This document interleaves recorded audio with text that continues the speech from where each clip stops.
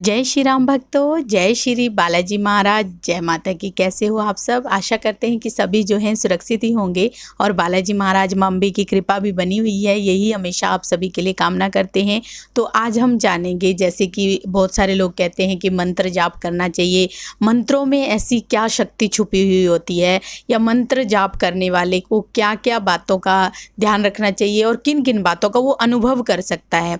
तो अंत तक बने रहिए, तभी आपको सारी जानकारी मिलेगी। अगर वीडियो अच्छी लगती है तो लाइक करें, शेयर करें, कमेंट करें, और अगर आप हमारे चैनल पे पहली बार देख रहे हैं तो चैनल को भी जरूर सब्सक्राइब करें, साथ में बेल आइकन है उसको प्रेस करें, ताकि आने वाली हर एक वीडियो की नोटिफिकेशन सबसे पहले ही आपके फ़ोन में पहुंच जाए। चलिए शुरू करते हैं आज की वीडियो। जय श्री राम जी। जय श्री राम, जय श्री बालाजी महाराज। मेहंदीपुर की पवित्र कृपा आपके परिवार पर निरंतर बरसती रहे। आपका परिवार खुशमिया हो, मंगलमय हो, आनंदमय हो, और जगत जननी माँ भवानी अम्बे की कृपा आपके घर में अन्नपूर्णा रूप में वास करे। ऐसी कामना अपने इष्ट देव और माँ जगत जननी माँ भवानी अम्बे से करता हूँ आपके परिवार के लिए। मंत्रों में ऐसा क्या छुपा है? मन में बहुत सारे इस प्रकार से विचार जो उत्पन्न होते हैं। कई बार हम सोचते हैं कि हम जिस मंत्र का जाप कर रहे हैं, क्या उस मंत्रों में वाकई में ही शक्ति है? जब हमें कुछ बात का पता ही नहीं कि इस मंत्रों में वाकई में कोई शक्ति है या इसके अंदर कोई शक्ति छुपी हुई है, इस बात का तो हमें पता नहीं।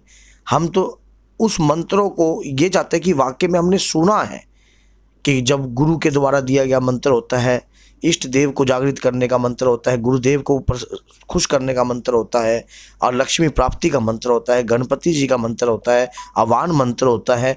तो ये क्या है? एक ऐसी क्या चीज़ है, ऐसी क्या कुंजी है जिससे वाकई में इनमें शक्तियाँ छुपी हुई हैं? तो सबसे बड़ी बात तो ये होती है कि मंत्रों के अंदर ही भगवान की शक्ति छुपी हुई होती है, जो हमें किसी देवी देवताओं से अपने कार्य को परिपूर्ण करना होता है। तो हमें उनको प्रसन्न करने के लिए, उनके कार्य को पूर्ण करने के लिए, जो उन्हें खुश करने के लिए और उस अपने किसी कार्य को पूर्ण करने के लिए उस देवी देवताओं का आह्वान करना पड़ता है। इसी प्रकार से आह्वान शक्ति होती है मंत्रों की। अब मंत्रों में उनकी शक्ति जो है कार्य करती है। जैसे कि हम किसी देवी देवताओं को बंधन में, तो कोई देवी देवता बनता नहीं किसी के भी, लेकिन मंत्रों के अंदर उनकी शक्ति के कारण उनको वो कार्य करना पड़ता है। जैसा हम उनको प्रसन्न करते हैं, जैसा आपने पुराने सीरियल टीवियों में भी देखा होगा कि जब कोई लाखों वर्षों तक तपस्या करते थे तो भगवान प्रसन्न होते थे, उन्हें वरदान देते थे। ऐसा हमें दिखाया गया सीरियल के माध्यम से। तो सबसे बड़ी बात ये होती है कि जब हम भगवान के प्रति कोई भी भक्ति भाव प्रकट करने लग जाते हैं, इच्छा प्रकट करने लग जाते हैं अपने इष्ट के प्रति, अब हमें इष्ट की कृपा चाहिए, तो उसकी कृपा जो होती है इस मंत्रों के अंदर होती है। जैसे कि हम हनुमते रुद्रात्मकाय हूँ फट स्वाहा मंत्र हो गया। अब भी ये जो मंत्र है ये उत्कीलन नहीं है, ये मंत्र जो है खुला हुआ नहीं है। आप इसको बोलोगे, सोचोगे ये चल पड़े, तो ऐसे नहीं चलेगा, ऐसे मंत्र काम भी नहीं करेगा। मंत्र क्या होता है, 3 प्रकार से होता है, कार्य करता है। पहला सबसे बड़ी बात, अगर आप उस मंत्र को जागृत कर लीजिए, जागृत करना आ जाए, या मंत्र को चलाना आ जाए, या आपका गुरु आपका तिलक कर दे, या कोई उत्कीलन मंत्र जो है आपके द्वारा आपके गुरु ने कान में फूंक दिया हो, तब वो मंत्र जो है आपका कार्य करता है। दुर्गा सप्तशती के अंदर इस बात का उल्लेखन है। भगवान शंकर ने माता गौरी को इस प्रकार बताया कि हे प्रिय, कि ये जितनी भी मंत्रों की शक्ति है मेरे द्वारा किलित है। सिद्ध पुरुष, ज्ञानी पुरुष, जो जन कल्याण कार्य हेतु या संसार के कार्य हेतु इन मंत्रों का सदुपयोग करने के लिए इन्हें उत्कीलन करना पड़ता है। उत्कीलन का ज्ञान जो है आज के समय में बहुत कम लोगों को होता है। किसी मंत्र की शक्ति को उत्कीलन करना, उसके बाद उस मंत्र को चलाना आना, मंत्र कब सिद्ध हो गया, कब काम कर रहा है, इस बात का आपको पता ही नहीं। आप सोचो कि मंत्र काम कर रहा है ऐसे, ऐसे काम कर रहा है, मान लो आप पढ़ रहे हो या कार्य कर रहे हैं, मंत्र कब सिद्ध होगा? ये जो सही गुरु के सानिध्य के अंदर आकर प्राप्त होता है। और जब उस दौरान क्या होता है कि जब हम कभी भी किसी भी मंत्र का गलत उच्चारण करते हैं तो वो मंत्र का भी गलत प्रभाव जो है बॉडी पर पड़ने लग जाता है। अब लेकिन एक बात ये भी मैंने देखी है कि अगर भगवान के प्रति आप सरल हो, शून्य हो, तो आपका मंत्र जो है शक्ति रूपेण भी बन सकता है। कैसे? मैं आपको एक छोटी सी कथा के माध्यम से बताता हूं।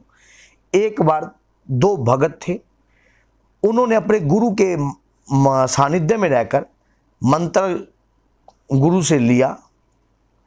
तो मंत्र लेने के बावजूद जब उस मंत्र का वो उच्चारण कर रहे थे, ओम नमः शिवाय, मान लो भगवान शंकर के पंचाक्षर मंत्र का उच्चारण कर रहे थे, ओम नमः शिवाय, और ओम नमः शिवाय का जाप करने लगे। तो अब उन्होंने क्या करा, शुरू में वो सरल थे, उन्हें इस बात से कुछ लेना देना था कि इससे होता क्या है, गुरु ने जो दे दिया उसको उन्होंने स्वीकार कर लिया। अब वो मंत्रों का जाप कंटिन्यू करने लग गए। अब उन्होंने ओम लगाना तो वो भूल गए, नमः शिवाय नमः शिवाय नमः शिवाय नमः शिवाय नमः शिवाय कार्य करने लगे। कंटिन्यू कार्य करते रहे। जब वो सिद्ध जो पुरुष थे कहते हैं हम इतने समय बाद यहाँ पर आएंगे और आकर देखेंगे कि आपके जो मंत्र है इतने समय तक आप इस मंत्रों का जाप करो। अब जब वो सिद्ध पुरुष वहाँ पर आए, आकर उन्होंने देखा कि यार तुम तो मंत्र को गलत तरीके से पढ़ रहे हो, तुम्हारा मंत्र तो सिद्ध नहीं हुआ, और तकरीबन तुम्हें पढ़ते पढ़ते कम से कम 4-5 साल हो गए। अब इस मंत्र से आपकी जो शक्ति है कार्य नहीं कर रही है। उन्होंने कहा ठीक है गुरुजी, अब इस मंत्र को क्या करना चाहिए, अब दोबारा करो। ठीक है गुरुजी। तो उन्होंने क्या करा, ठीक है गुरु। उन्होंने क्वेश्चन मार्क नहीं लगाया कि गुरुजी क्या बात, मेरे 5 साल व्यर्थ हो गए। अगर वो इतनी सी बात को बोल देते तो उनका करा हुआ जो तप था वो शून्य हो जाता। अब तप देखो कैसे, क्योंकि भगवान जो है अपने भक्त को कब सिद्ध कर दे ये उसके हाथ में है। दो शून्य व्यक्ति को ही सिद्ध करता है, चतुर व्यक्ति को नहीं। आप सोचते भगवान के प्रति, अगर मान लीजिए आपके 3 बच्चे हैं और 2 बच्चे इंटेलिजेंट हैं और बढ़िया तरीके से कमा रहे हैं, खा रहे हैं, और एक बच्चा ऐसा है जो आपका आज्ञाकारी है लेकिन काम धंधा कुछ नहीं करता, मैं गारंटी कहता हूं आपको, आप उन 2 बच्चों से ज्यादा स्नेह उस बच्चों से करोगे जो आपका आज्ञाकारी है और आपका भोला भगत है। तो उस भोले की शरण में रहने से आदमी भी भोला रहता है और भगवान उसको भी एक्सेप्ट कर लेता है, क्योंकि वो सरल है। उसके अंदर इस प्रकार का तेजपन नहीं है, छल नहीं है, कहीं किसी कोने में छल निकल नहीं रहा, उसको पता ही नहीं छल क्या है। अब उसके द्वारा जब उन्होंने देखा कि दोबारा फिर मंत्र दिया और वो दोबारा फिर बैठ गए, और दोबारा एक बंदे के मन में एक शंका हुई कि क्या पता दोबारा तो हम गलत नहीं बोल रहे। तो इतने देखा कि जो महाराज जी थे वो नाम में जा रहे थे। अब नाम में जाते जाते देखा भैया अब महाराज जी तो नाम में जा रहे हैं, अब वो गुरु के प्रति इतने पागल हो रहे थे कि गुरु से ये पूछने जा रहे थे कि मंत्र हम कहीं भूल गए हैं, कहीं गलत तो नहीं कर रहे। जैसे जैसे वो भागे, अब गुरु तो किश्ती में जा रहे हैं और वो पानी के ऊपर भाग रहे हैं। अब गुरु देखकर इस विचित्र घटना को देखकर हैरान हो गए। कहते ये चमत्कार कैसे हुआ, कहते ये चमत्कार कैसे हुआ कि आप पानी पे चलना कैसे सीखे। कहते हमें कुछ नहीं पता प्रभु, जो आपने दिया वो शक्तिशाली था, क्या पता उन्हीं का चमत्कार हो। तो हमें कई बार ये नहीं पता होता कि कौन सी शक्ति कब प्राप्त हो जाए। इसी प्रकार से जो मंत्रों के अंदर शक्ति छुपी हुई होती है, लेकिन कई बार हमें उस शक्ति के बारे में भी नहीं पता होता।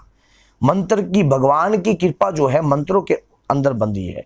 आप किसी भी मंत्र, मान लीजिए आप ओम सीताराम का जाप कर रहे हो, ओम सीताराम ओम सीताराम ओम सीताराम, एक दिन 1 माला, रोज की 10 माला, अब जब 20 माला कर रहे हो, लेकिन आपको पता ही नहीं वो मंत्र कब आपका सिद्ध हो गया, कब क्या कर रहा है।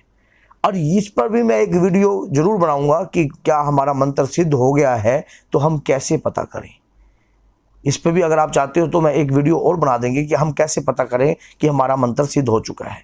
तो मंत्रों के अंदर भगवान की कृपा छुपी हुई होती है। उस कृपा को प्राप्त करने के लिए आप कंटिन्यू उस मंत्र का जाप कीजिए और सही सानिध्य में रहकर कीजिए। कई बार गलत तरीके से किया हुआ जाप भी आदमी को, मान लो उसने ओम हटाया था लेकिन नमः शिवाय तो चल रहा था ना, तो अशुद्धिकरण तो किसी भी प्रकार का हो सकता है। संस्कृत के मंत्र का कोई भी अशुद्धिकरण होता है। बीज मंत्र में अगर कोई भी त्रुटि हो जाती है, कोई त्रुटि हो जाती है तो गलत तरीके का प्रभाव पड़ने लग जाता है। तो इसी प्रकार से क्या होता है कि मैंने ये मंत्रों के बारे में कुछ आपको बताया है। मंत्रों के अंदर भगवान की शक्ति छुपी हुई होती है। सिर्फ उस शक्ति को आपको प्राप्त करने के लिए अपने अंदर के जज्बे को उठाना पड़ता है, शून्य बनना पड़ता है। भगवान अपने आप ही आपको बना देंगे। तो बोलिए जय सीताराम, जय श्री बालाजी महाराज। मेहंदीपुर की पवित्र कृपा आपका कल्याण करे और जगत जननी मां भवानी अंब की कृपा आपके घर में अन्नपूर्णा रूप में वास करे। जय माता।